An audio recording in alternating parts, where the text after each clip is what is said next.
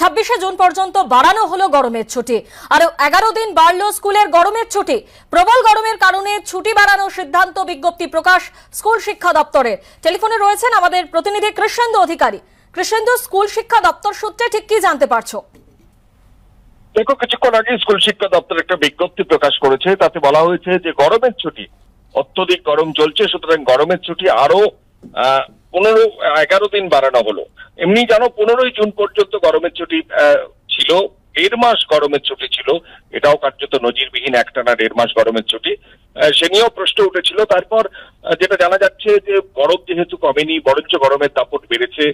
গতকাল একটি মেলায় কয়েকজনের মৃত্যু হয়েছে। এমনিতেও গরমে মুখ্যমন্ত্রীর সভায় একজন অসুস্থ হয়ে পড়েন, একজন শিশু। সেই সমস্ত কথা ভেবে যেটা জানা যাচ্ছে স্কুল শিক্ষা দপ্তর সূত্রে, যে মুখ্যমন্ত্রীর নির্দেশেই স্কুল শিক্ষা দপ্তর আজকে বিজ্ঞপ্তি প্রকাশ করছে।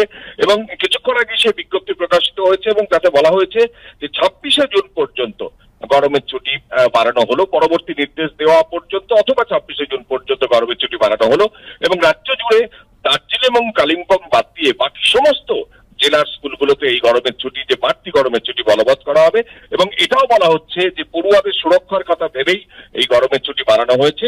এবং তুমি জানো যে 15ই জুন পর্যন্ত যেহেতু গরমের ছুটি ছিল, সেক্ষেত্রে 11 দিন বাড়লো। এবং 26শে জুন রবিবার পড়ছে, 27শে জুন থেকে তারপর স্কুল যেমন শুরু হয় তেমনই শুরু হবে। ধন্যবাদ।